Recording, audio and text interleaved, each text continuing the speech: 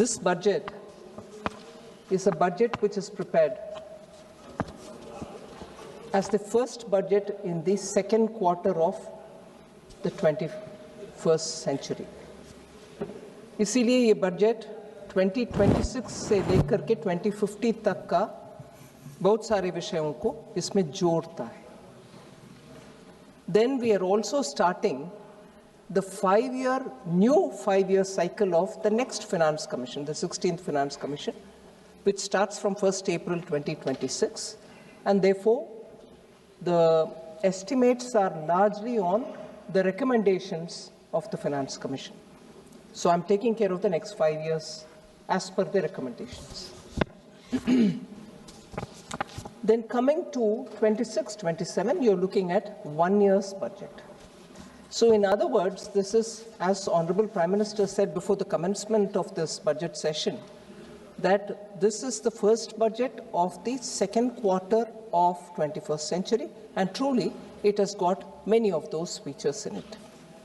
That is why you're looking at some of the long-term investments that we are making today, which will have bearing in the long term. Whether you're talking of the Biopharma Shakti, the very thing that where we are highlighting how biosimilars will be an answer to many of those life-threatening diseases. And that takes a long time to evolve. You invest today, biosimilar arrives after several years. But India should have a lead in that, and therefore even in this budget, we've provided for research in biopharma and making sure that we will be leaders in biologics and biosimilars. The same is the spirit which guided us when we said we need to have India's Semiconductor Mission 2.0, the second edition of it. And in that, I'd like to highlight that I've spent a brief mention of investing in cutting-edge areas like carbon capture, because carbon capture is a very important means through which our 2070 net zero goal can be achieved. We have mentioned about carbon capture also.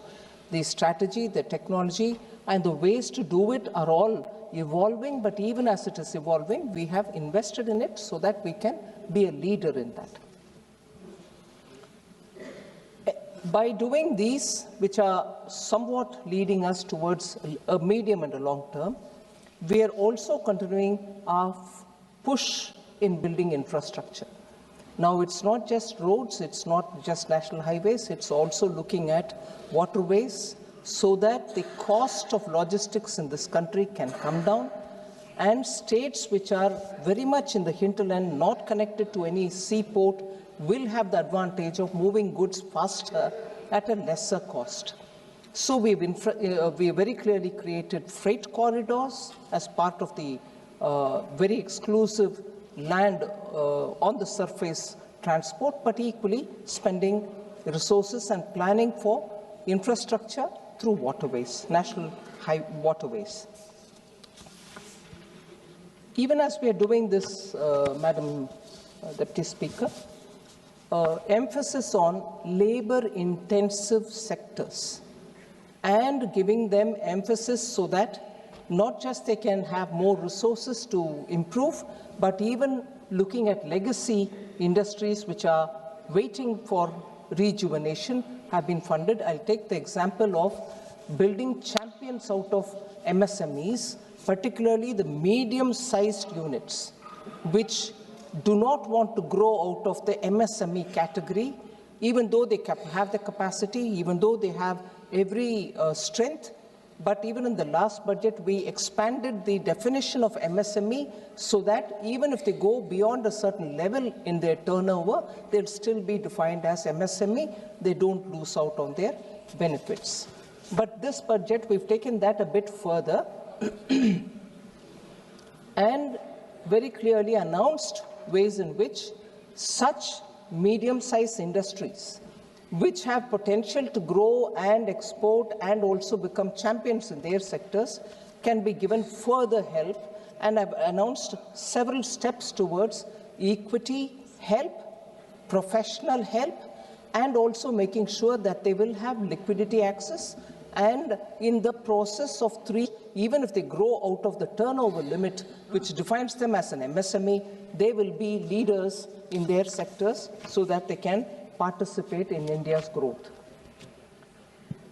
Is this only for industries? And is it not going to concentrate, is this budget not going to concentrate on building manpower so that our youth can aspire in a particular, not going to concentrate on building manpower so that our youth can aspire in a particular sphere of activity to go with skills in his hand or her hand and achieve jobs or become entrepreneurs themselves. In this, I would like to highlight 2 major announcements that we've made, in which I have not named any states. In fact, I have openly said, for creating this big facility, states can aspire, any state can aspire, going through the PM Gati Shakti filters. If you think you have a proposition in your hand, any state can ask for one of the 5 that I've announced in terms of the allied and health service, where we want to set up medical hubs. States can aspire to be a part of it, wherein all the aspects of medical education and hospitals for treatment of patients can all be focused in one area, where nurses or any other 10 different allied health services will have their institutions through which people can learn, get themselves skilled, find jobs there itself, and that will become a medical tourism hub.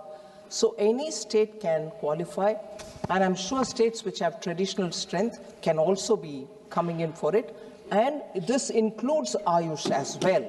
So this is a major forward-looking proposition, wherein immediately, because of the medical tourism advantage that India has, this will become a center of multi-purpose, multi-speciality allied health service center through which we can promote medical health, medical tourism. So that was one of the major announcements. Similarly, we have said, instead of waiting to qualify and finishing your education and coming out and seeking where should they go for acquiring skills, the skilling element can be brought into education itself, and at the end of the day, when they come out, students can say, I can become entrepreneur, and this kind of a mega center can be kept next to any industrial cluster that any state has. So these mega entrepreneurship building centers as education hubs can also be coming up from any state.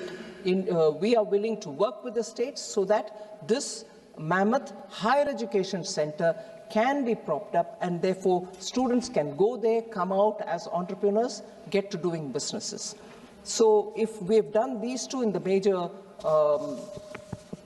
education-related activity, health-related activity, we've also openly said that mega textile parks, we are willing to work with states, particularly looking at industrial textiles, looking at textiles which are going to be new age, which are now becoming a part of manufacturing in industries, whether they manufacture a car, where the safety cushion which comes in is all completely made out of industrial textiles. So these kind of new age textile requirements can also be produced. So these are major announcements, and I welcome any state which wants to come into this area. The center is willing to work with them and promote it.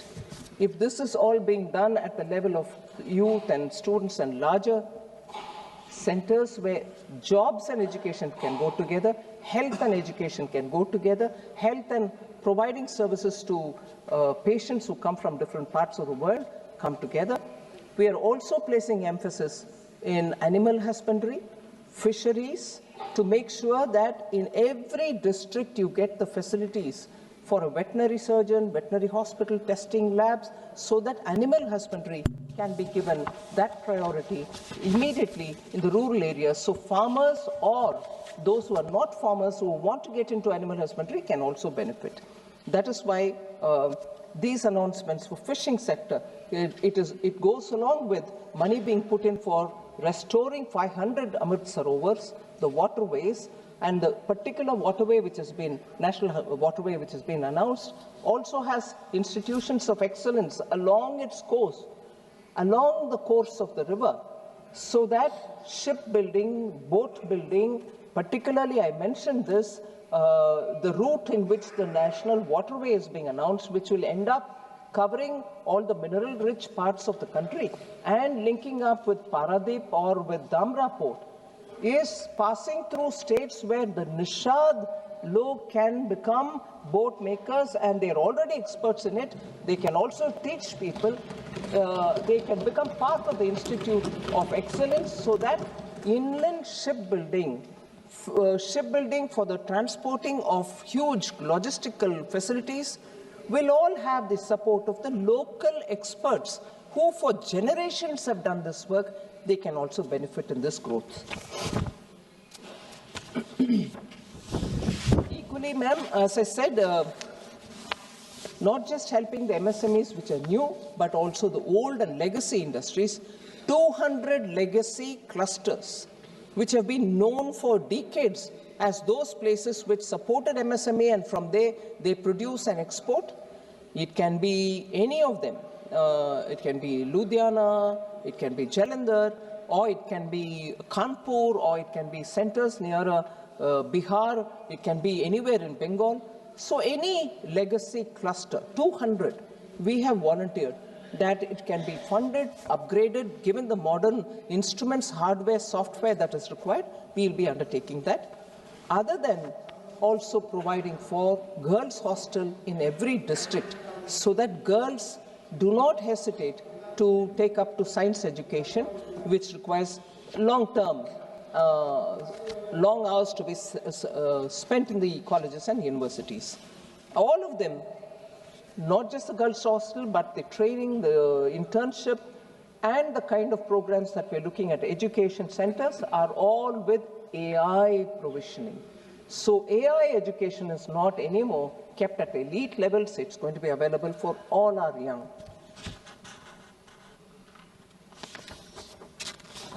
So if I very quickly move to mention the numbers, madam.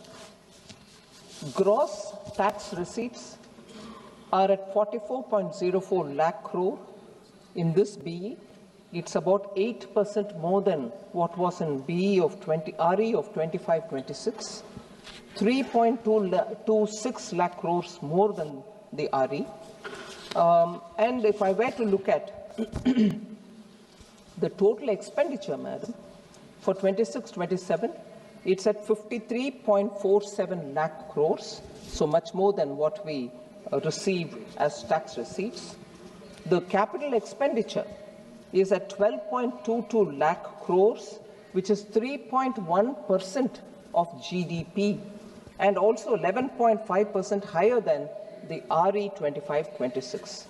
Of this, I'm glad to say, on the recommendation of finance ministers from the states who met me before the budget preparation, which is a normal calendar event, which before every budget I meet up with the state finance ministers, on their recommendation and accepting their recommendation, capital expenditure grant that we grant, call it loan without interest for 50 years, which eventually would be equivalent to a grant, has been increased on their request to 2 lakh crores under SASCI, and that is very much for their capital expenditure.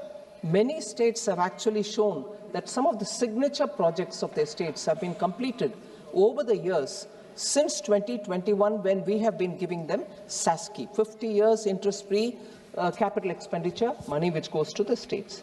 So with this, the effective capital expenditure, although I said capital expenditure is 12.2 lakh crores, the effective capital expenditure, which includes the grants that I give to the states as well, is 17.1 lakh crores, which is 4.4% of the GDP, which goes only to build India in the states and everywhere else, union territories and so on.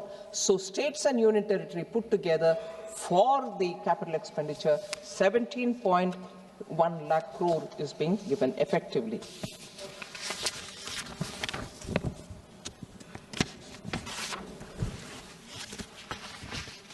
I'm not spending too much time on the fiscal summary, Madam. Fiscal deficit, as you know, for this coming year has been pegged at 4.3%. There are, of course, quite a few honourable members who said it's by restricting your expenditure that you've come to that fiscal consolidation. I'll explain it, that it is not by restricting the expenditure, but I can expand on that a bit later. The resources transferred to the states. Often we are accused of not really transferring the 41% which the Finance Commission has recommended, that Government of India should give 41% of devolvable tax to the states. It's not 41%. I will assure this House through you, Madam, 41% it is that we have transferred to the states. We have not reduced any states transferred devolvable tax which has to go. And that I will also bring in the details. Total resources to be transferred to the states, including the devolution of states' share in taxes and releases that are made under the centrally sponsored scheme in 26-27, the coming year, is estimated to be at 25.44 lakh crores. इतना पैसा states को जाएगा इस साल, आने वाले साल, 25.44 lakh crores. This entails an increase of 2.70 lakh crores. ये पिछले इस साल जो मार्च तक है, उस साल से कंपेयर करते हुए अगर हम देखें तो 2.7 लाख करोड़ का इंक्रीज है 25-26 में, और 3.78 lakh crore more than the actuals of 24-25. So इतना स्पष्ट इंक्रीज स्टेट्स को जा रहा है. और इसके साथ साथ मैडम, क्रेडिट अवेलेबिलिटी कैसा है? इंडस्ट्रीज काम करने के लिए, छोटे इंडस्ट्रीज, छोटे उद्योगों के लिए total credit has actually expanded by 13.8% in the current financial year. As of January 15th, 2026, non-food bank credit has grown by 13%, and the non-bank credit, which is NBFC, has grown by 15.4% at the same period. So credit का कोई कमी नहीं है. I want to highlight the fact, Madam, the 16th Finance Commission, whose report I had tabled in this House, has very clearly said, क्योंकि बार-बार ये प्रश्न आता है कि सेंटर स्टेट्स को देने वाले पैसा नहीं दे रही है, उसका विषय में फिनांस कमीशन अध्ययन करने के बाद उनका बयान है रिपोर्ट में. मैं I am not exactly coating it, I am putting that वो रिपोर्ट में क्या कहा गया. 16th Finance Commission analyzed the state's share transferred by the center to the states from 2018-19 to 22-23 and concluded that in each of these years the devolution made by the center exactly matches the recommendation of the Finance Commission. So सिर्फ हम नहीं claim कर रहे हैं, finance commission ही विस्तार से इसको अध्ययन करने के बाद उनका रिपोर्ट में ये बताया गया कि सेंटर से जो पैसा स्टेट्स को जाना है, ये उदाहरण लेकर के 18-19 to 20-22-23 इन सालों का विषय में अध्ययन करने के बाद स्पष्टता से बोला है कि केंद्र सरकार से राज्य सरकार को जितने भी पैसा जाना है वो टिक गया है स्टेट्स को. कोई इसमें शक करने का गुंजाइश नहीं है.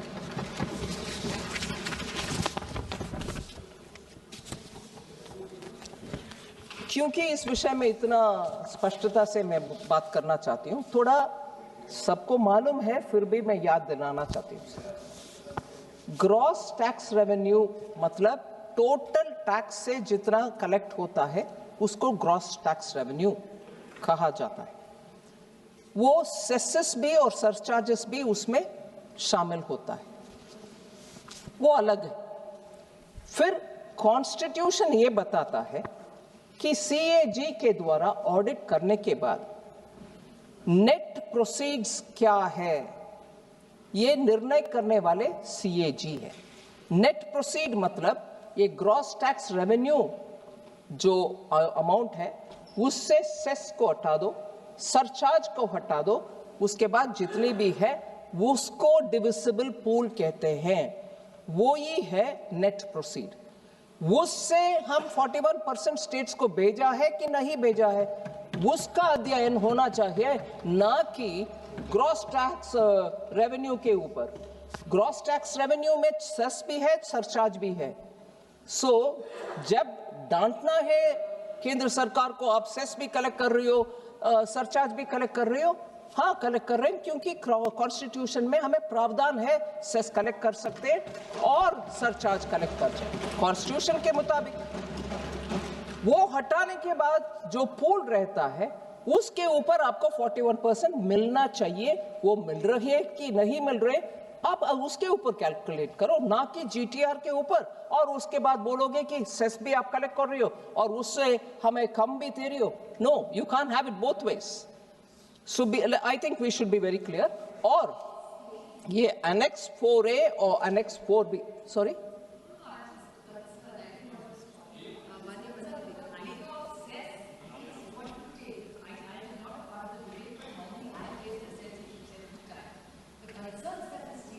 माननीय सदस्यगण, सभा की सहमति हो तो सभा की कार्रवाई माननीय वित्त मंत्री जी के भाषण की समाप्ति तक बढ़ा दी जाए। माननीय मंत्री जी, continue. There is less accountability. The CAG also has said that. So the concerns that the state raised is that if you take everything in cess, then what are the states left with? Like even the new schemes, if you keep cutting, then what will the states have? That's the limited point I think the opposition is raising. I don't think there's any allegation about it. It's just to what. There's no suffering to the states even on that score, Madam Honorable Member. I'd like to explain that as well, and I will go into the detail with that as well. Cesses and surcharges, cesses particularly are collected for a particular purpose. Health cess, education cess, road cess, इन सब में जितने भी collect होते हैं वो हमारे काम में नहीं आता है, वो स्टेट्स को जाता है उस पर्पस के लिए। स्कूल बनाओ, एजुकेशन सेस, हेल्थ सेंटर में कुछ कमी है, मशीन्स खरीद लो, उसके लिए जाता है health cess. Road cess, road बनाने में जाता है, और जितना कलेक्शन हुआ उससे ज्यादा ही हम स्टेट्स को दे रहे, वो नंबर के साथ मैं अभी बताऊं। इसीलिए सेंटर कलेक्ट करता है, ये नहीं है कि वो सेंटर ही उपयोग करता है। आखिर सेंटर के पास कोई रोड नहीं है और सेंटर के पास सिर्फ एक हॉस्पिटल है, ऐसे भी नहीं है। हॉस्पिटल हर जगह पर है, और हर जगह पर जितनी भी हॉस्पिटल है स्टेट के साथ हम शेयर करते हैं। सो सेस कलेक्ट करने के बावजूद पैसा जाता है स्टेट्स को ही। सो ये I just want to explain that, and वो नंबर भी मैं देती हूँ। और रिसीट बजट में, क्योंकि ऑनरेबल मेंबर्स इस विषय में बहुत रुचि लेते हैं, ये बोलना चाहती हूँ। रिसीट बजट एक डॉक्यूमेंट है, बजट के समय बजट डॉक्यूमेंट के साथ वो भी आता है। उसमें अनेक्स 4A और 4B देख लीजिए, उसमें CAG ऑडिटेड नंबर का बयान उसमें रहता है, आप देख सकते हैं। हम हमारे बजट को रिफॉर्म करने के रास्ते पे चलते एक नया रिसीट बजट में जोड़ा है, 4C। वो 4C भी हर साल आता है। उस 4C से आपको और क्लियरली डेटा मिलेगा कि कहां जा रहा है पैसा। ये भी फिनांस कमीशन अभी रेकमेंड भी कर रहे हैं कि हर साल आप डेटा निकालो इसका, वो निकाल रहे हैं। और हमारे बजट के डॉक्यूमेंट में रिसीट में वो भी है, सिर्फ मेंबर्स का जानकारी के लिए मैं देना चाहती हूँ। और इसमें से मैं शुरू कर रही हूँ ऑनरेबल मेंबर्स का questions. Honorable N.K. Premchandran ji had asked related to this. आप अभी टारगेट डेट टू GDP में जा रही हो विदाउट अमेंडिंग द FRBM, ये प्रश्न था उनका। मैं उनको कहना चाह रही हूँ, डेट टू GDP रेशियो ये नया टारगेट कुछ नहीं। Along with fiscal deficit, debt to GDP already included है as a target. 2018 amendment of the FRBM act में वो बनाया गया है वो प्रावधान. This is mentioned under the section 41B of the FRBM act. इसके कारण हम ये स्पष्टता से कह सकते हैं, गवर्नमेंट के स्ट्रैटेजी टू अचीव विकसित Bharat is to provide capital investment in the economy.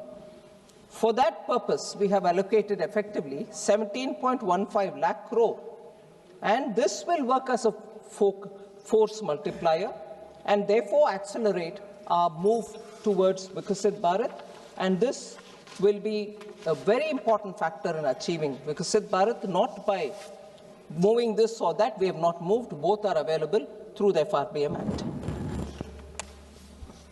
Madam, बहुत सारे लोग युवाओं के लिए बात किए और ये विषय था कि कुछ ऐसे नया पॉलिसी नए ले आ रहे जिससे युवा के लिए रोजगार मिले और उनको कैसे क्या स्कीम्स के द्वारा अटेंड कर रहे. मैं स्पष्टता से कहना चाहती हूँ, जैसे मैंने पहले ही बताया, 5 regional medical hubs medical tourism को बढ़ावा देगा. उसके साथ साथ 1 lakh opportunities in the next 5 years उस एक स्कीम के द्वारा होने वाले हैं. एलाइड हेल्थ प्रोफेशनल्स के उस बड़ा स्कीम के द्वारा. फिर 5 new industrial to textile sector to leather sector major parks जो बना रहे हैं, उसमें भी हम मानते हैं नया उद्योग और जॉब्स होने का संभावना क्लियरली दिखता है. एल्डरली केयर के लिए, हमारी केयर इकोसिस्टम को बढ़ावा देने के लिए 1.5 लाख केयर गिवर्स को हम तैयार कर रहे हैं इस साल विद स्किल्स, जो कि वो wellness, yoga and assistive device operation सब कर पाएंगे. इसीलिए सीधा ये 1.5 लाख लोगों को इस साल ही अपॉर्चुनिटीज जॉब के नाते मिलेगा. इसके अलावा loan linked capital subsidy scheme for veterinary professionals to be available as veterinary professionals. गांवों में वेटनरी प्रोफेशनल के रोल में काम करने के लिए 20,000 से ज्यादा लोग को इसमें तुरंत इस साल ही अपॉर्चुनिटीज क्रिएट होगा, उनको जॉब्स मिलेगा. इसके अलावा क्योंकि हमने आइकॉनिक टूरिज्म सेंटर्स का अनाउंसमेंट की, उसको साथ साथ जोड़ने वाले एक स्कीम, जॉब से भी जोड़ने वाले एक स्कीम है. 10,000 टूरिस्ट गाइड्स को हम तैयार करेंगे इसी साल. 20 आइकॉनिक सेंटर्स, टूरिज्म सेंटर्स में होंगे वो, और 12 वीक का ट्रेनिंग जो ऑनलाइन भी, सीधा भी, पर्सन टू पर्सन भी होगा. इससे ट्रेन्ड टूरिस्ट गाइड्स ये आइकॉनिक सेंटर्स में अपने रोजगार बढ़ावा कर सकते हैं. श्री मार्ट्स, ये भी अनाउंसमेंट हुआ है.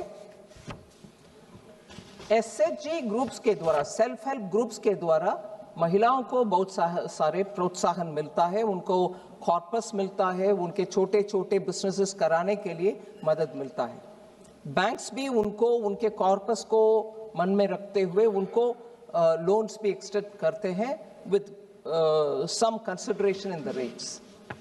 इसी एसएचजी ग्रुप को फोकस करते हुए माननीय प्रधानमंत्री जी ने लखपति दीदी का एक्सपेरिमेंट शुरू किया.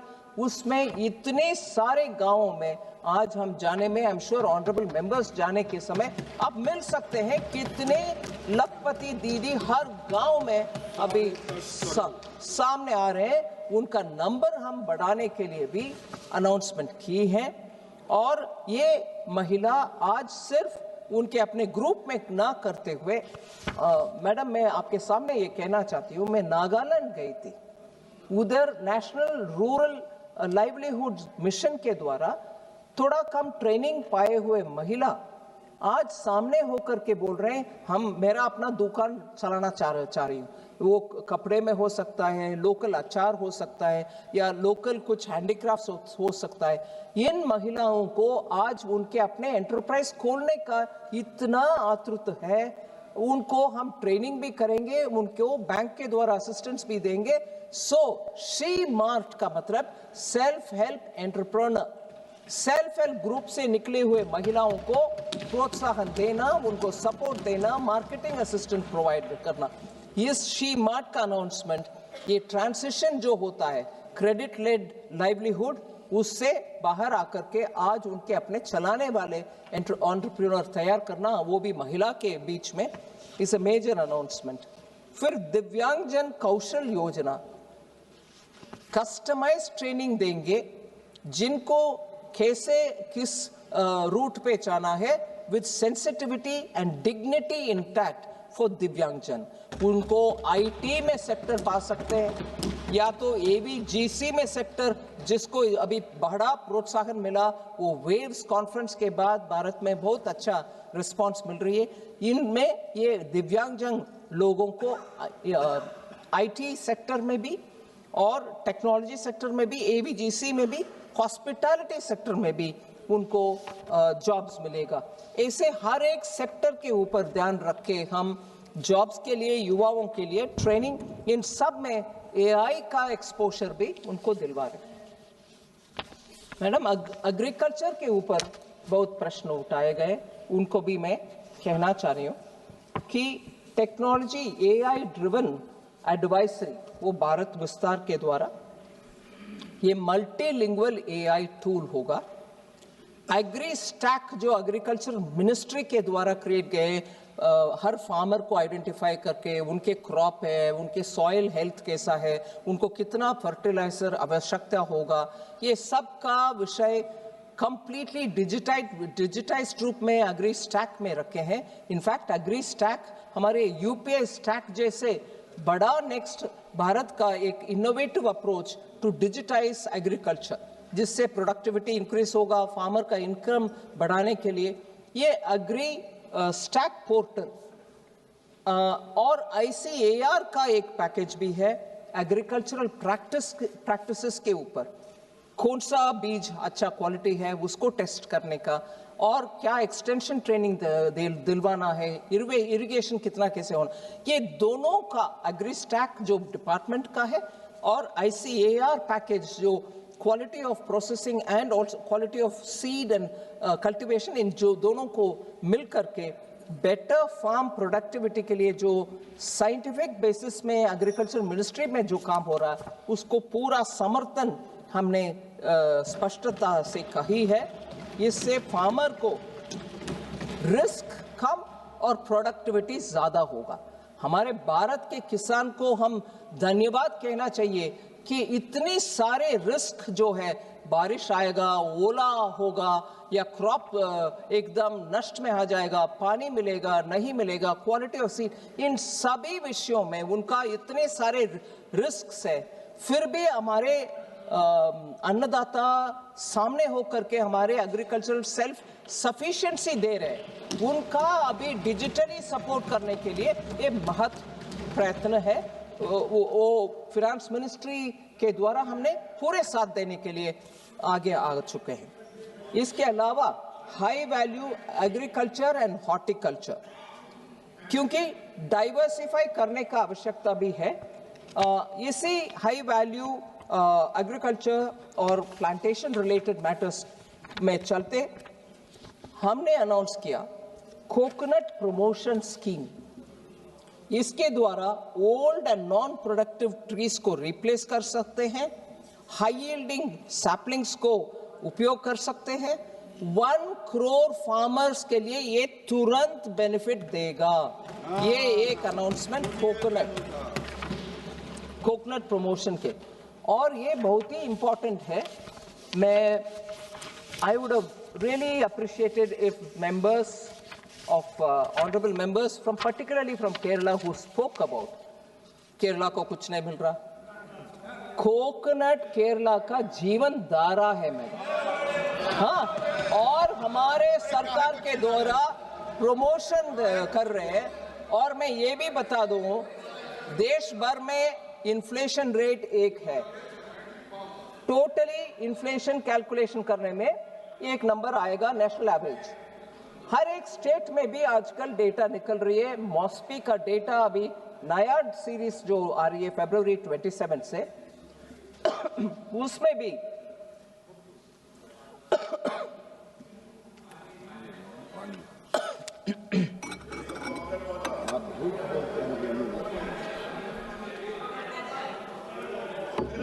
भी स्टेट्स का इन्फ्लेशन डेटा देते हैं। आप लगातार देख सकते हैं, क्योंकि शॉर्ट सप्लाई की वजह से नारियल भी चाहिए खाने पकाने में और नारियल तेल भी चाहिए। केरला के इन्फ्लेशन नंबर सिर्फ कोकोनट के किल्लत के कारण उनके इन्फ्लेशन में असर पड़ता है। भारत सरकार अभी केरल के और कोकोनट ग्रोइंग हर स्टेट में ये प्रमोशन स्कीम के द्वारा कोकोनट सप्लाई भी अच्छा रहे, कोकोनट ऑयल भी हमारे देश में खूब प्रोड्यूस हो, जिसमें स्टेट्स जो ज्यादातर कोकोनट को उपयोग करते हैं उनको डायरेक्टली बेनिफिट मिलेगा। सो फार्मर 1 करोड़ बेनिफिट करेंगे तो कंज्यूमर भी अच्छा कोकोनट मार्केट में आने में ये सुविधा मिलेगा। और आई एम ग्लैड केरल को केरला कंज्यूमर को भी बेनिफिट मिलेगा। फिर कोकोनट ग्रोइंग बाकी स्टेट्स का भी इससे असर। दूसरा, एनके प्रेमचंद्रन जी हर साल मिलते थे मेरे से कि हमारे कैशू ग्रोवर्स के लिए कुछ करो, बाकी ऑनरेबल मेंबर्स भी मिलते थे, कुछ करो हमारे कैशू। इससे ज्यादा कॉम्प्रिहेंसिव अप्रोच लेकर के कैशू सेल्फ सफिशिएंसी हो भारत देश में, कैशू एक्सपोर्ट हो भारत देश से, कैशू का वैल्यू एडिशन हो जाओ भारत देश में ही, ऐसे कॉम्प्रिहेंसिव कैशू के लिए टोटल पैकेज, और उसका ज्यादातर I would think 70% beneficiary are in Kerala, all right, also in Karnataka, Andhra Pradesh. Our honourable member from Kakinada spoke about it this morning. So Maharashtra, Goa, completely cashew industry last few years had their own difficulties. मगर इस scheme के द्वारा हमने cashew को complete support दे रहे हैं। सो इन states में थोड़ा एक्टिवली होकर के सामने आकर इसका पूरे भरपूर उपयोग करना चाहिए इस स्कीम को। ऐसे ही कोको, आज को कर्नाटका में भी बीच में इंटरक्रॉपिंग का फैसिलिटी, वो अरेका ट्रीज के बीच में कोको कल्टीवेशन हो रही है भारत देश में, उसका भी सपोर्ट हम दे रहे हैं। ऐसे ही हमारे हिमालयन हिली स्टेट्स में पाइन नट का, वॉलनट्स का, आमंड्स का प्रोत्साहन इस स्कीम के द्वारा मिलेगा। और नॉर्थ ईस्ट में पर्टिकुलरली त्रिपुरा एंड असम, ये अगरवुड उधर होता है, उसको लाइक साम्रानी, the frankincense, they use it for making अगरबत्तीस, एंड साउथ ईस्ट एशिया में उसका बहुत बड़ा मार्केट रहता है। त्रिपुरा में मुझे मालूम है बहुत बड़ा वन, अगर के वन, हमारे बीजेपी सरकार आने के तुरंत बाद उधर बहुत बड़ा इनिशिएटिव हुआ करता था, वो भी इसमें से बेनिफिट होगा। लास्टली, केरला और कर्नाटका, सैंडलवुड का बेनिफिट अब तक कोई सरकार ने उसके ऊपर बात नहीं किया। मोदी जी ने उसमें डायरेक्ट मुझे आदेश दिया। भारत का कल्चर से जुड़े हुए सैंडलवुड हमारे पूजा में, हमारे घरों में रखते हैं और सैंडलवुड को सीक्रेट मानते हैं हम। उसका कल्टीवेशन ही कम हो रहा है। मुझे सुनने में आया और डेटा भी मैंने देखा, ऑस्ट्रेलिया में आज बड़ा सा सैंडलवुड का वन वो लोग तैयार कर रहे हैं। भारत को पुनः सैंडलवुड का प्रामुख्यता समझ करके हम उसको प्रोत्साहन देना चाहते हैं। I am grateful honourable prime minister came and said, you are from the south, don't you know that you are losing all the sandalwood forest. इसका अभी मुझे ये भी मालूम है, आंध्रा में नेल्लूर डिस्ट्रिक्ट में शायद एक व्यक्ति पिछले 25-30 इयर्स से सैंडलवुड कल्टीवेट कर रहा है, मगर वो घर उनका वन में नहीं है, ऑर्डिनरी लैंड में उन्होंने सैंडलवुड कल्टीवेट किया। मगर कानून ऐसे है, वो सैंडलवुड इन द फॉरेस्ट जैसे ही उसको भी हम देखते हैं, काटना नहीं है, उसको कुछ करना नहीं है, मगर बड़ा हो गया ये किसान तो उनके अपने व्यक्तिगत अनुभव के साथ उसको बढ़ाया, मगर we are not able to do anything.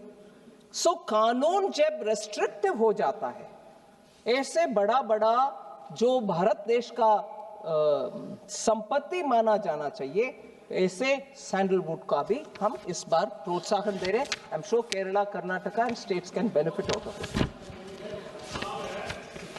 मत्स्य पालन के ऊपर 1 मिनट लेती हूं क्योंकि बहुत सारे मेंबर्स उसके ऊपर भी बात किए।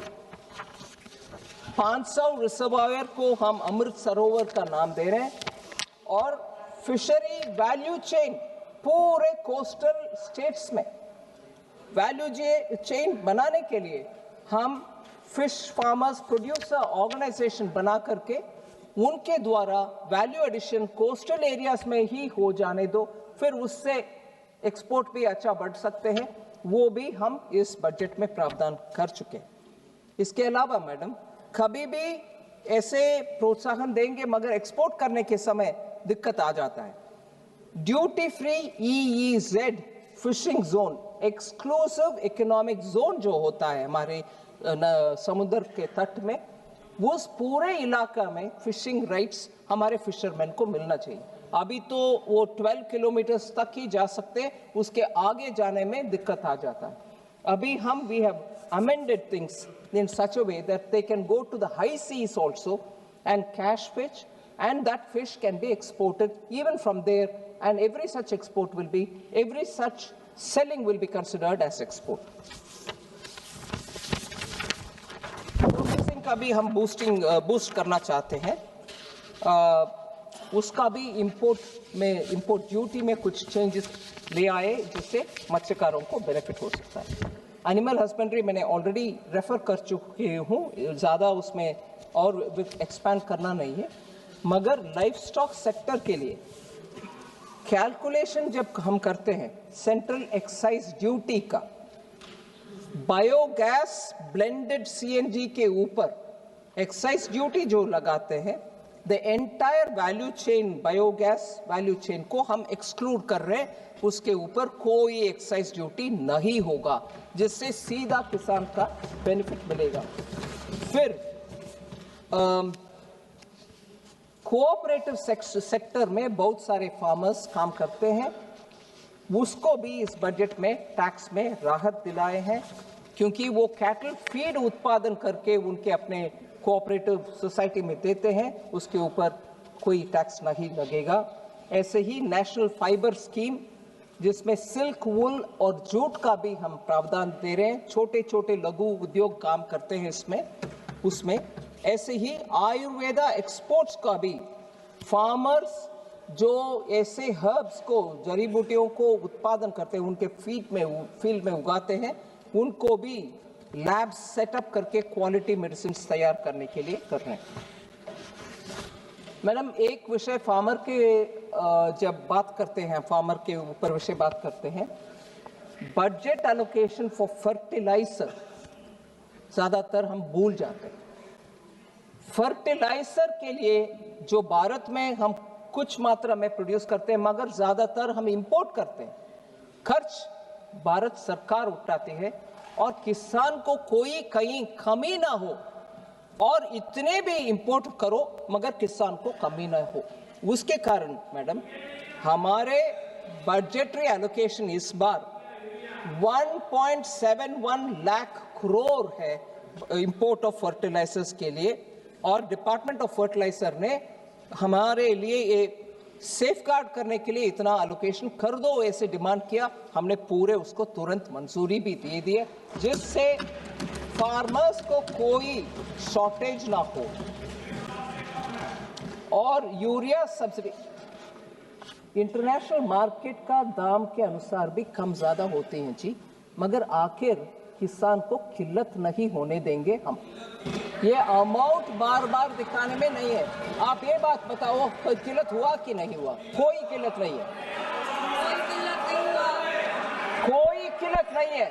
स्टेट गवर्नमेंट जाकर के जो होर्डिंग करके बैठ रहा या प्लाईवुड इंडस्ट्री को भेज रहा, वो एक्शन लेना चाहिए। नहीं, बिल्कुल नहीं। माननीय मंत्री प्लीज। और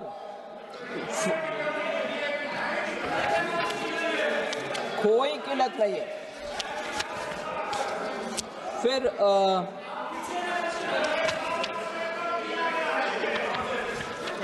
मैडम, बार बार बहुत सारे लोग मखाना बोर्ड पिछले बार आपने अनाउंस किया, क्या हो गया? अनाउंस भी किया, अमाउंट भी इंक्रीज किया, और उस मखाना बोर्ड स्कीम के लिए पिछले बार, क्योंकि उस साल भी अनाउंसमेंट हुआ, 30 करोड़ हमने प्रावधान किया बोर्ड के लिए। इस बार वो 90 करोड़ इंक्रीज हुआ है, कम नहीं हुआ। और बिहार सरकार ने जमीन भी उसके लिए एलोकेट कर चुके हैं, सो उसके ऊपर जरूर आगे बढ़ेगी काम। फिर कोई ऑनरेबल मेंबर ने हमसे पूछा कॉटन टेक्नोलॉजी मिशन और मिशन फॉर पल्सेस और mission for vegetables and fruits, क्या हो गया उसका? बहुत अनाउंसमेंट करते हो स्कीम, आखिर क्या हो रहा? ये तीनों को हमने मर्ज कर चुके हैं और सेंट्रली स्पॉन्सर्ड स्कीम का नाम अभी कृषि उन्नति योजना। इसके तहत ये तीनों के लिए जो पैसा उनको मिलना है वो मिलेगा।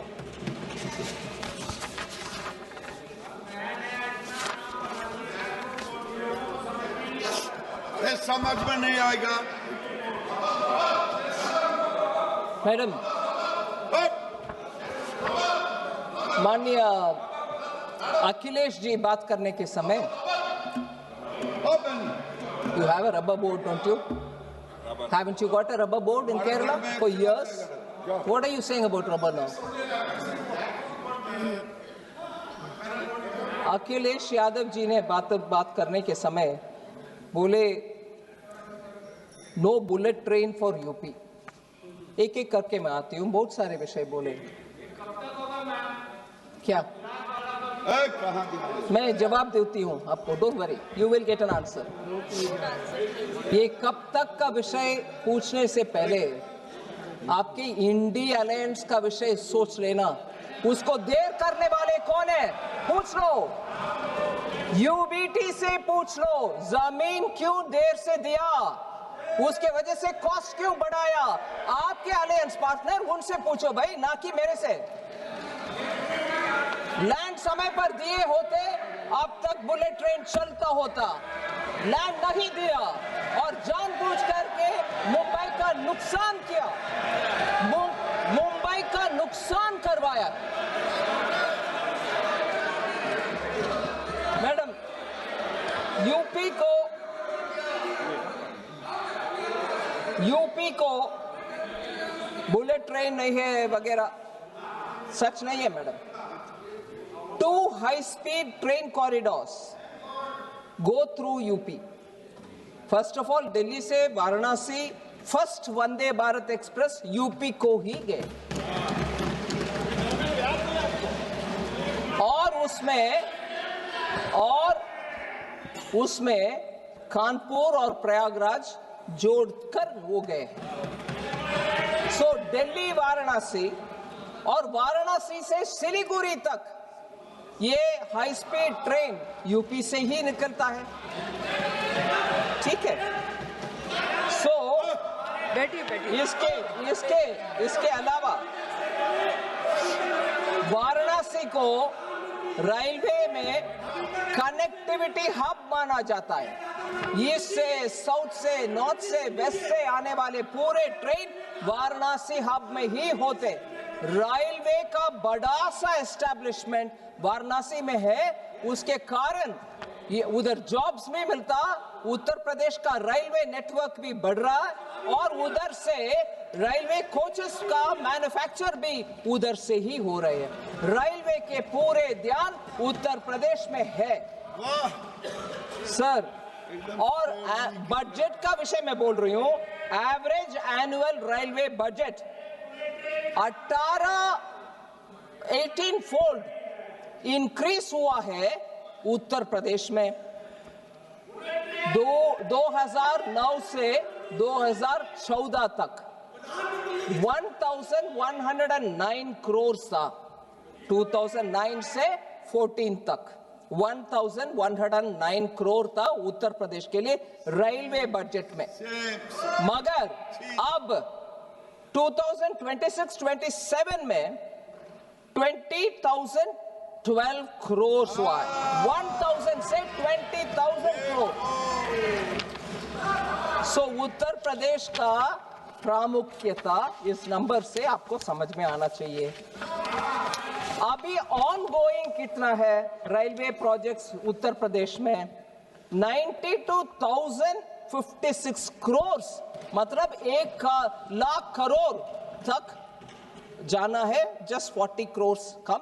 92,056 करोड़ रेलवे में on going projects Uttar Pradesh में आज भी है। वो ऑन गोइंग क्या है? Station development, electrification, rails doubling, freight corridors, high speed corridor, ये सब सिस्टमैटिकली इंफ्रास्ट्रक्चर बढ़ते जा रही है उत्तर प्रदेश में। सो मैं माननीय अखिलेश जी से अनुरोध करती हूं, थोड़ा तथ्यों को नजर रखते हुए बातें करें। सो अगले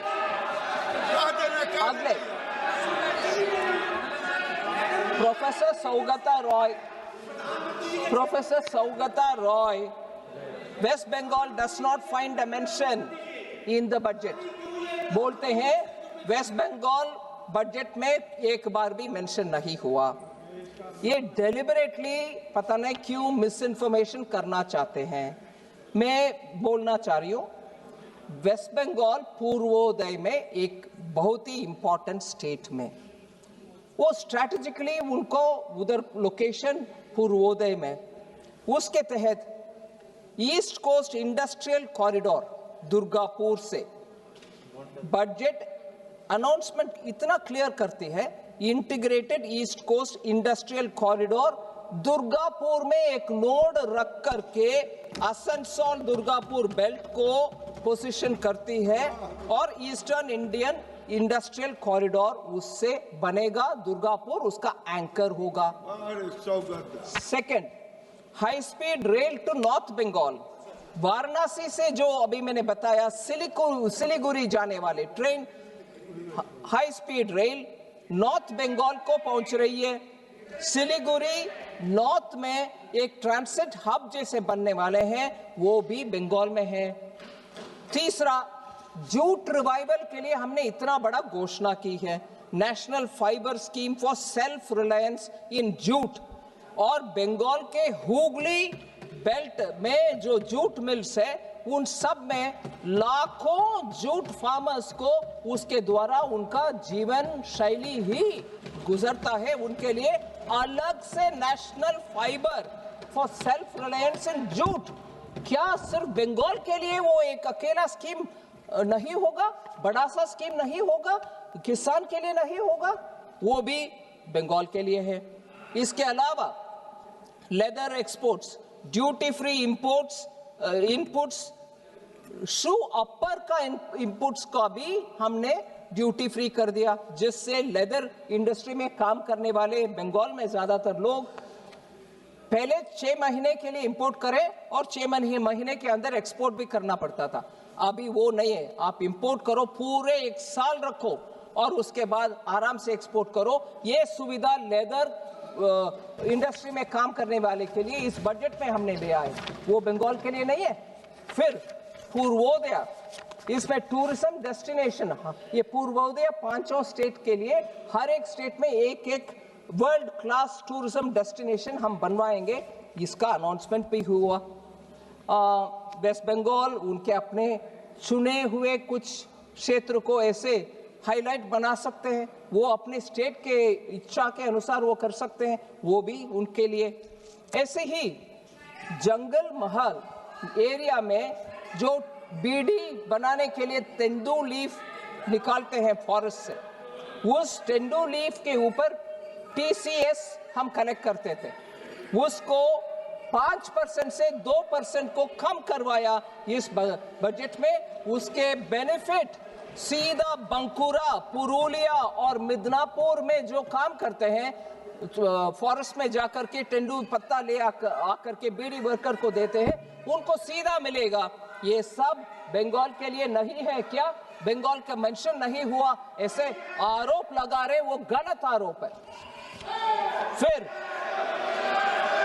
और मैं ये कहना चाह रही हूं, हमने केमिकल पार्क का अनाउंसमेंट किया और वो केमिकल पार्क को चैलेंज मोड में ले आने के लिए क्या बंगाल अपने साहस दिखा नहीं सकते कि जहां उनका हल्दिया पेट्रोकेमिकल यूनिट के बगल में केमिकल पार्क अगर बनना चाहते हैं, हमने तो 3 केमिकल पार्क अनाउंस किए बिना स्टेट का नाम लेते हुए। बंगाल सामने आने दो, केमिकल पार्क बनने के लिए वो भी सेंटर के साथ काम करें। बंगाल के जनता के हित में ये कर नहीं सकते हैं, मगर ना, बंगाल के लिए कुछ नहीं दिया। फिर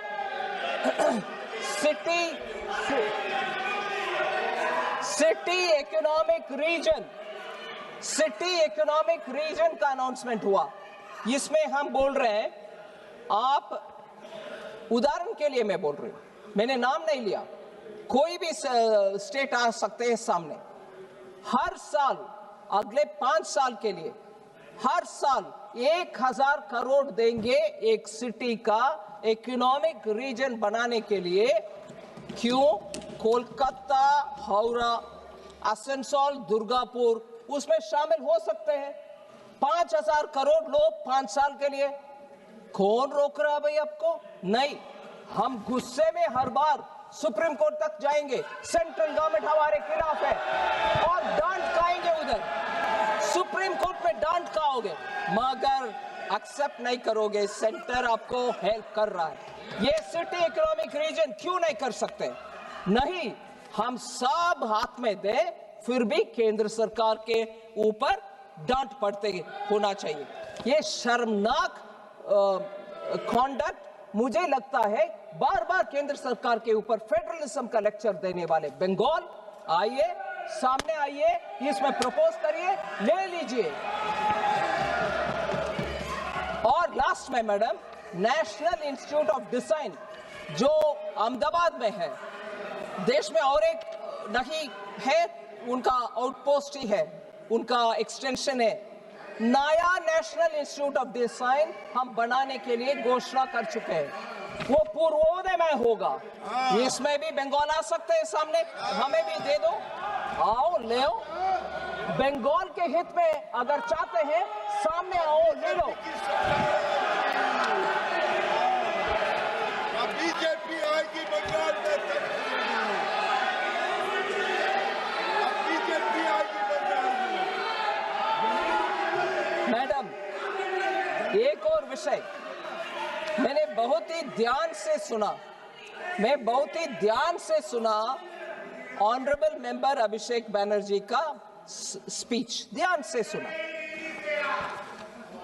अभिषेक बैनर्जी का स्पीच मैंने ध्यान से सुना, मगर मुझे दुख लग रहा है कि इस सदन में आकर के सदन के हर मेंबर को मालूम है ऐसे जानकारी को तोड़ मरोड़ करके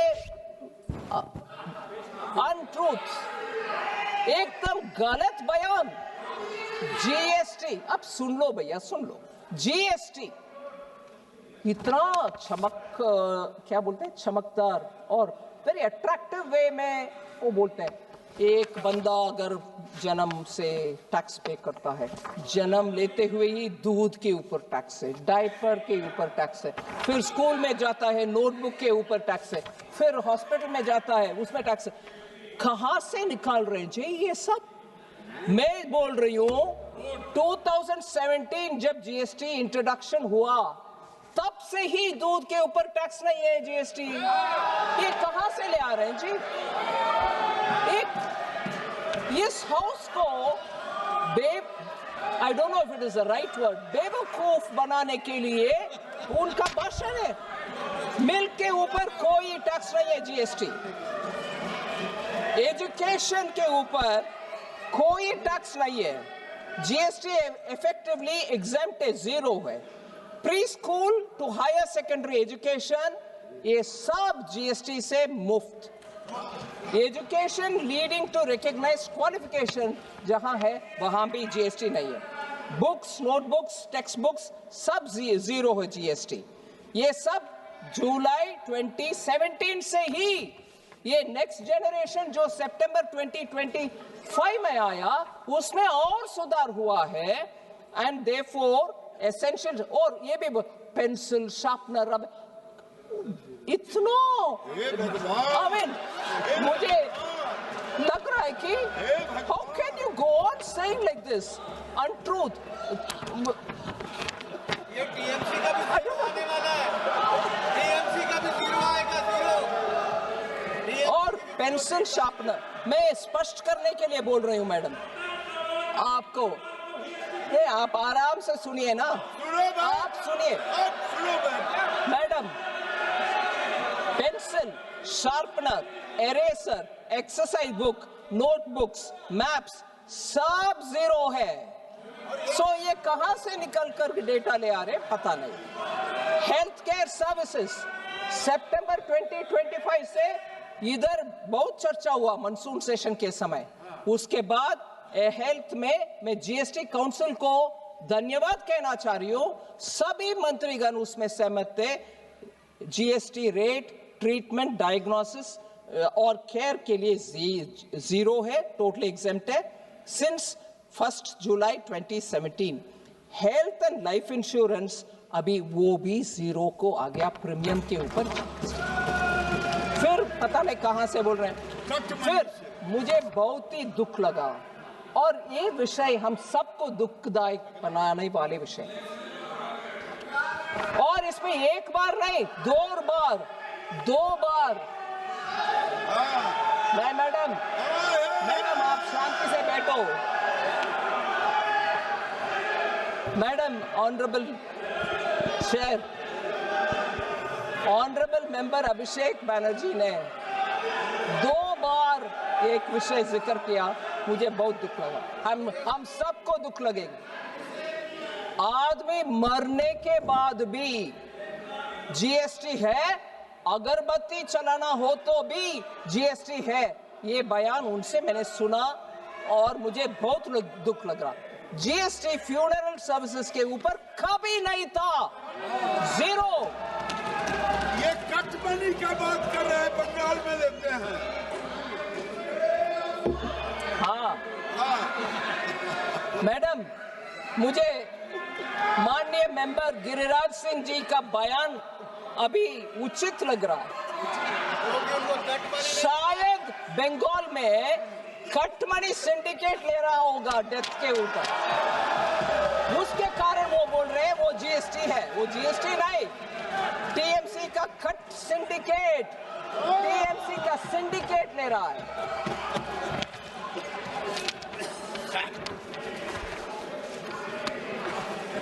मैडम, एक और विषय,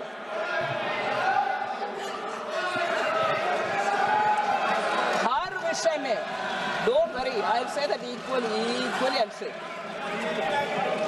स्टेट गवर्नमेंट में रोड लेवीज लगाते हैं बंगाल में, और न्यू व्हीकल रजिस्ट्रेशन के समय लगाते हैं। अगर बंगाल के नागरिक के ऊपर इतना उनके मन में पीड़ा है कि जीएसटी लेके जा रहे हैं सब में, वो स्टेट लेवल टैक्स क्यों लगाना है? बंगाल के जनता के लिए मुफ्त दे दो, वो नहीं करते हैं। मगर जीएसटी से पैसा भी आना चाहिए, दोष भी लगाना चाहिए।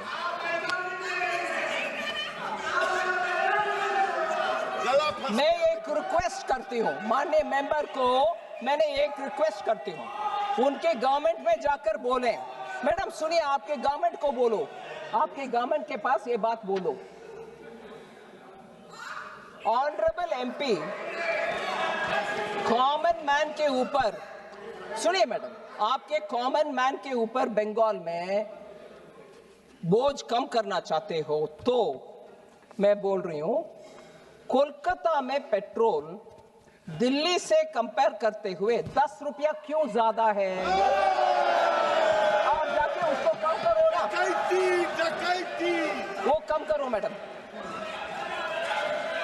लास्ट में बंगाल के विषय में मैडम, मैंने जब अनाउंस किया, मैंने एक माननीय सदस्य प्लीज। ईस्ट फ्रेट मैडम, इस बजट में हमने दंकुनी का नाम लिया। दंकुनी क्योंकि ईस्ट वेस्ट कॉरिडोर बनना चाहिए। ईस्ट वेस्ट कॉरिडोर जहां दंकुनी से सूरत को जाना है, वो हमने अनाउंस किया। बंगाल के नेतागण को इतना दुख है, बंगाल के लोगों को इतना दुख हो कि ये अनाउंसमेंट माननीय सीएम ममता बनर्जी जब रेलवे मंत्री थी उस समय ये अनाउंसमेंट हो चुका है। आप कुछ नया नहीं कर रही हो। ये अनाउंसमेंट, ये उनका शिकायत है। दंकुनी टू सूरत ईस्ट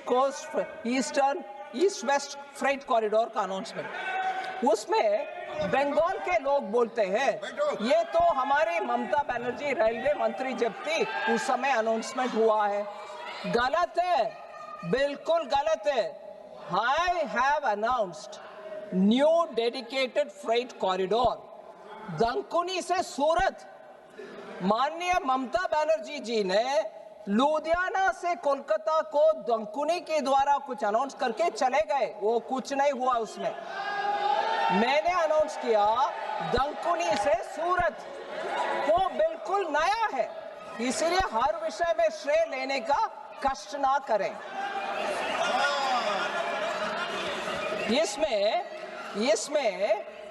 इसमें एक विषय में हाउस के ध्यान ले आना चाह रही हूं। माननीय प्रधानमंत्री जी, हम सबको ये बात पहले से बोल रहे हैं, 2014 से बोल रहे हैं कि हमसे पहले रेलवे का कितना भी अनाउंसमेंट हुआ, वो जो कंप्लीट नहीं हुआ उन सबको कंप्लीट पहले करो। चाहे वो कोई और पार्टी ने अनाउंस किया होगा, फिर भी कंप्लीट करो, उसके बाद हमारे अनाउंसमेंट। ऐसे 1990 से मैडम 28 प्रोजेक्ट्स अटका पड़ा था। उन सबको हमने मोदी जी के नेतृत्व में हमने कंप्लीट कर चुके हैं, 1990 से जो पेंडिंग है।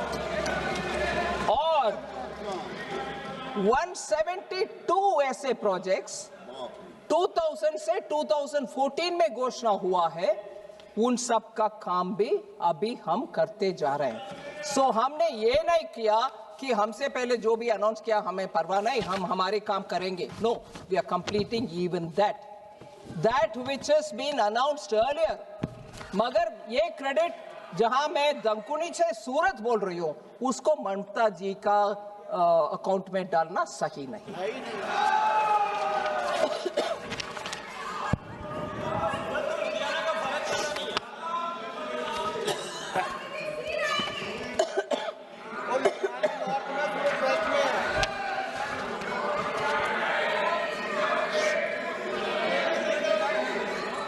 एक और बात माननीय अभिषेक बनर्जी का विषय में, वो बोले हैं हम आई कम फ्रॉम अ भारत करके बहुत सारे विषय बोले। मैं हर एक विषय के ऊपर नहीं कमेंट करना चाहती हूँ, मगर एक लाइन था बहुत ही सुई जैसे, like sharp needle. Survival is becoming luxury, और ऐसे कुछ शब्द उपयोग किए।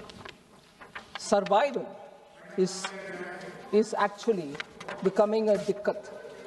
मैं बोलना चाह रही हूँ मैडम, पर्टिकुलरली वो महिला, उनका कॉन्टेक्स्ट होता।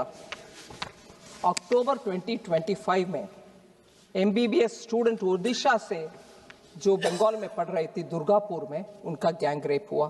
फिर लीगल प्रोसेस के द्वारा वो झगड़ा करके फरवरी 2026 तक आई। फिर अक्टूबर 2025 में ऑनरेबल चीफ मिनिस्टर पब्लिकली बोल रहे हैं, 2025 में माननीय चीफ मिनिस्टर एक महिला होते हुए, अब सुनिए मैडम, महिला होते हुए भी माननीय चीफ मिनिस्टर बोल रहे हैं अगर महिला गर्ल हो, स्पेशली गर्ल चाइल्ड, रात्रि के समय बाहर नहीं आना। They should not be allowed to come outside the house. आपके लॉ एंड ऑर्डर को इंप्रूव नहीं कर रही हो, मगर महिला के ऊपर दोष डालते जा रही हो। और आपको he said it.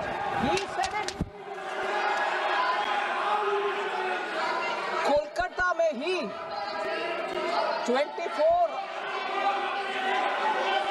he spoke at that time. Where were you at that time? Sir, if a friend rapes you, कौन क्या कर सकता है? एक बयान हमारा मेंबर ऑफ पार्लियामेंट ने बता रहे कोलकाता के रेप के ऊपर। What can be done if a friend rapes you? महिला के सुरक्षा के विषय में अभिषेक बैनर्जी जी बता रहे हमारे स्टेट से कानून बनाया, उसको गवर्नर को भेजे, गवर्नर राष्ट्रपति को भेजे, हमें क्लियरेंस नहीं मिल रहा। स्टेट का हालात ये है और कानून क्लियर नहीं हो रहा। कानून से सब कुछ हो जाएगा। कालीगंज में जून 2025 में बॉम्ब ब्लास्ट में एक बच्ची मारा गया, टीएमसी लीडर उसको अरेस्ट भी हुआ। मेदिनीपुर में टीएमसी लीडर का अरेस्ट हुआ बॉम्ब के वजह से। बंगाल में बॉम्ब चलता है, कानून नहीं चलता। और लास्ट में मैं बता रहा हूं, एनसीआरबी का data, national crime research bureau का डेटा, कन्विक्शन रेट क्राइम का, इसमें 35 रैंक में है, 36 स्टेट्स का लिस्ट में 35th रैंक में है बंगाल। और हमारे ऊपर शिकायत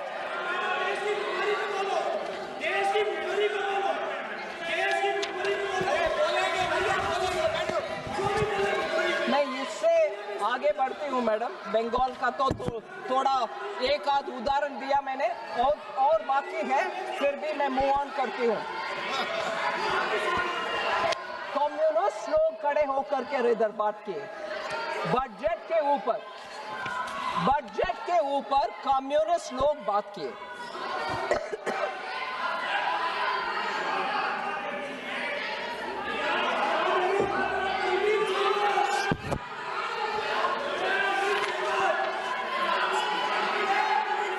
हमें कुछ भी नहीं मिलता, केरल में कुछ नहीं मिलता। कम्युनिस्ट लोग जहां भी सरकार में थे मैडम, उधर के आर्थिक व्यवस्था इतना नीचे चले जाता है, कोई इन्वेस्टमेंट जाता नहीं है उधर। केरल में एक इंडस्ट्री ग्रुप 3,500 करोड़ का इन्वेस्टमेंट को उधर से हटाया और चले गए दूसरे में। इंडस्ट्री को अट्रैक्ट करने के लिए हर एक स्टेट मेहनत करती है, मगर हम देख रहे कम्युनिस्ट लोग का उनके अपने समय पर कोई उनका करते नहीं है इंडस्ट्री बिल्डअप करने के लिए। ठीक है, so gross domestic capital formation decline हो रही है केरल में और बंगाल में और तमिलनाडु में। कोऑपरेटिव सोसाइटी जिसके द्वारा बहुत सारे बिजनेस होता है, उसमें भी सीपीएम के कारण बहुत सारे cooperative society 399 cooperative societies fraud declare हो चुके हैं केरला में। 125 पॉलिटिकल मर्डर्स हुआ है। 30 killings happened during the current CM's time. Kerala के विषय बोल रही हूँ। I am talking about Kerala. Go hear it. Vulnerable sections, madam, जो ट्राइबल लोग होते हैं, एससी लोग होते हैं। Highest IPC crime rate in India of 661 per lakh population according to NCRB data is from Kerala.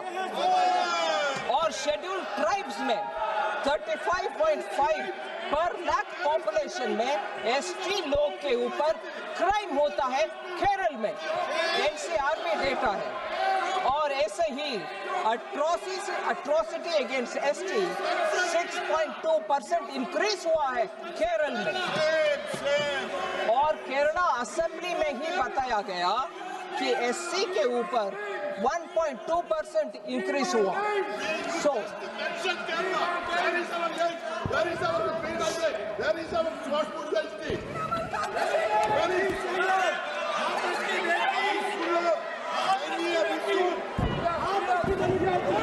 Ma'am,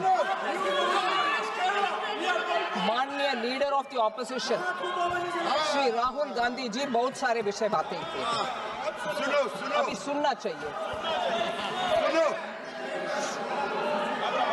वो थोड़े जीजुत्सु martial art के लैंग्वेज बताए। हाँ, ग्रिप, कंट्रोल, ग्रिप बहुत बताए ग्रिप के ऊपर।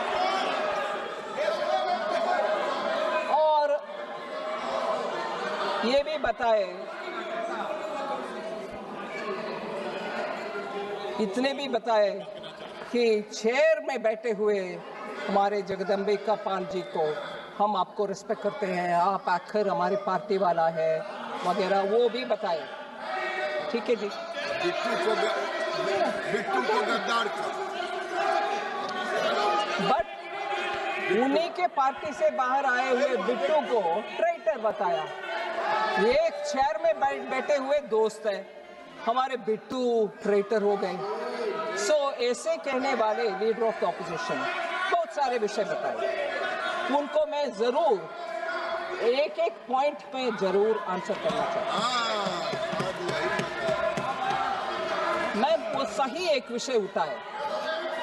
Please listen, I am talking about LOP. Listen, you will be keen to know. नहीं, Suresh, you're not wanting to listen on LOP? Kodi Kundil Suresh, माननीय your मंत्री LOP जी, माननीय मंत्री जी, माननीय मंत्री प्लीज। AI और डेटा के ऊपर बहुत चिंता व्यक्त की कि भारत के डेटा विदेश में चली जा रहे हैं। सही नहीं है, क्योंकि हम इंसेंटिवाइज कर रहे हैं डेटा सेंटर्स को, जिससे भारत देश में डेटा रहे और भारत के युवा को जॉब्स मिले। उसके लिए हम कर रहे हैं डेटा सेंटर के लिए प्रावधान, और उसको बिना समझे ये बोल रहे हैं डेटा आप विदेश का कंपनी को दे रही हो। हमारे यहाँ क्या होगा? हमारे यहाँ इंसेंटिवाइज कर रहे हैं इसीलिए कि डेटा सेंटर भारत में रहे, डेटा भारत में रहे और डेटा हमारे युवाओं को मैनेज करने के लिए हमारे हाथ में रहे। ये एक विषय है। दूसरा,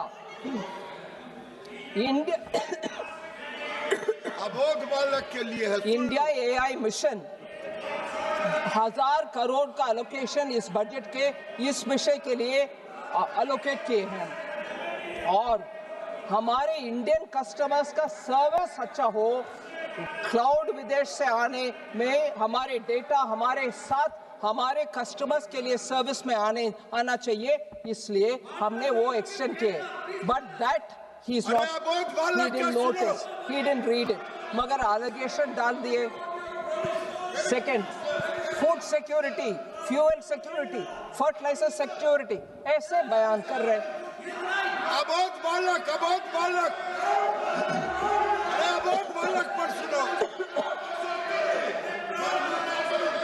ये विषय हमारे सांसदगण और उनके सांसदगण सब सुनना चाहिए, धैर्य से सुनना चाहिए, धैर्य से सुनना चाहिए। Go sit and hear, ma'am, please. Ma'am, I'm talking to her, okay? I'm replying Rahul Gandhi. Go sit and hear. माननीय मंत्री जी प्लीज। अरे KC Venugopal ji, leader of the opposition के लिए आप चिल्लाते रहते हो, अभी जवाब दे रही हो, उनके लोगों को सुनने के लिए बोलो। अबोध बालक, अरे अबोध बालक को बोलो। Madam,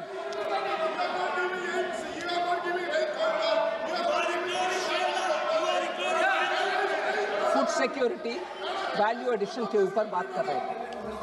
I want to tell him, total food subsidy के लिए 2.27 लाख करोड़ बजट में एलोकेशन हुआ है फूड सिक्योरिटी के लिए, और 80 करोड़ लोगों को अभी भी हम जारी रख रहे हैं फ्री फूड।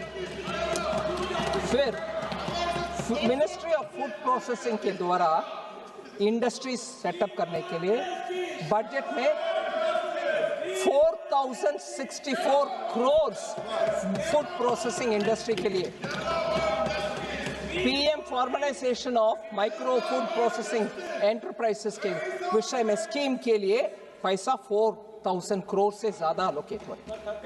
फिर हाई वैल्यू एग्रीकल्चर, उसके लिए 350 करोड़ अनाउंस किया है, वो जो कोकोनट वगैरह मैंने एक्सपेंड किया। फूड इन्फ्लेशन सबसे लोअर रेट में है, जबकि यूपीए के समय फूड इन्फ्लेशन डबल डिजिट में था, 10%, 11%, अभी तो वो नीचे आकर के 2% से कम है फूड इन्फ्लेशन। फिर वो बहुत बड़ा बयान दिया, geopolitics, energy, weaponisation of finance, इन सब के ऊपर बोले कि इतने सारे चैलेंजेस है, बजट ब्लड, ये भी बोल रहे हैं कि हमारे बजट उसको एक्नॉलेज करता है, मगर बजट में इतने सारे हैं उसको पढ़ा नहीं है। क्या क्या है मैडम? इकोनॉमिक स्टेबलाइजेशन फंड जो 50,000 crore, economic stabilisation fund 50,000 crore का अनाउंसमेंट हुआ है। अनएंटिसिपेटेड, अनएक्सपेक्टेड अगर चैलेंज होता है उस पैसा को उपयोग कर सकते। ये 25-26 में ही अनाउंस हो चुका है, वो पैसा है, उनको उसका ध्यान नहीं है। Technology security fund 9,800 crore to counter weaponisation of technology and finance हमने अलॉट कर चुके हैं, वो उसको भी उनका जानकारी नहीं है, पढ़ा नहीं है। अबोध बालक। एनर्जी सिक्योरिटी, रेयर अर्थ के लिए भारत तैयार रहना चाहिए, माइक्रोचिप्स हम बनाना चाहिए, इसके ऊपर इतना चिंता व्यक्त करने वाला लीडर ऑफ द ऑपोजिशन ये भी पढ़ा नहीं है कि एनर्जी सिक्योरिटी के लिए हमने critical to insulate India from weaponization of energy matters. The budget pushes for autonomy in critical minerals. Customs duty का exemption हुआ, न्यूक्लियर पावर के लिए 2,500 करोड़ अलॉट हुआ, and national green hydrogen mission के लिए 600 करोड़ अलॉट हुआ। बजट को पढ़ा नहीं है, आ गए हमारे लीडर ऑफ द ऑपोजिशन बात करने के लिए। फिर बजट में ये भी कहा कि SEZ मैन्युफैक्चरिंग यूनिट्स इंपैक्ट हुआ है ये टैरिफ वगैरह के कारण, उनको डोमेस्टिक एरिया में सेल करने के लिए हमने प्रावधान किया, कस्टम्स ड्यूटी को छूट दिया, सो दैट वो यूनिट्स बच पाएंगे। फिर कॉम्पिटिटिवनेस इंक्रीज करने के लिए, ट्रस्ट बेस्ड गवर्नेंस ले आने के लिए कस्टम्स में इतने प्रावधान किए। फिर सपोर्ट करने के लिए MSME और आर्टिसान्स को 10 lakh value cap on courier export, courier के द्वारा जो एक्सपोर्ट होता है उसको भी हमने कैप हटा दिया, जिससे हमारे छोटे छोटे उद्योग बाहर एक्सपोर्ट करने में सुविधा हो। फिर ये क्लियरेंस करने के लिए डिजिटल एक ही प्लेटफॉर्म बनाया, जिससे इंपोर्ट भी एक्सपोर्ट भी एक ही विंडो के द्वारा हो सकते हैं। ये कुछ नहीं पड़ा, आ गए हमें लेक्चर करने के लिए, हमारे देश का इनसिक्योरिटी, ये सब है बजट में, पढ़ा कि नहीं है? फिर ये जरूर सुनना चाहिए, कांग्रेस के लोग इसको सुनने में क्षमता रखना चाहिए। They should have the strength to listen to this. Bharat को सेल कर रहे, भारत फार्मर को सेल कर रहे, मोदी जी सरेंडर कर दिया। मोदी जी किसी देश का हित का विषय में सामने खड़े होकर के बात करेंगे, देश के हित में काम करेंगे, मगर देश को बेचने वाले कौन है? Who has sold? I tell you who has sold. 2013 में वर्ल्ड ट्रेड ऑर्गेनाइजेशन WTO में जाकर के बाली में कांग्रेस ने एक समझौता करके आए। वो दो ही विषय था, ट्रेड फैसिलिटेशन एक था, दूसरा विषय public stock holding of grains था।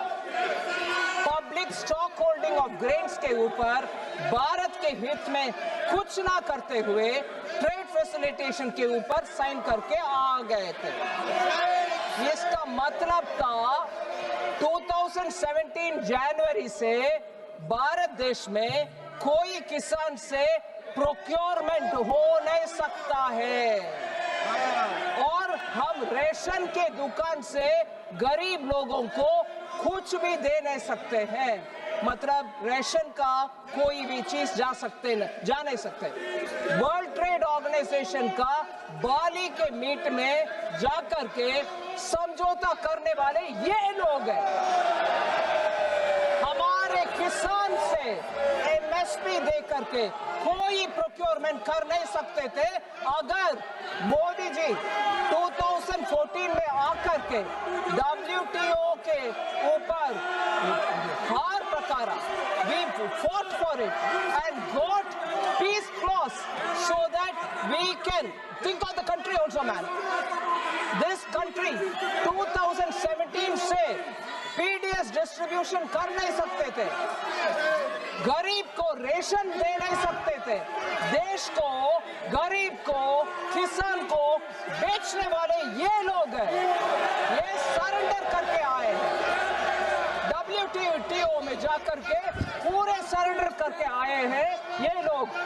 और भारत देश का हमारे प्रधानमंत्री जी के ऊपर ये आरोप लगा रहे LOP, उनको कोई नैतिक अधिकार बनता नहीं है।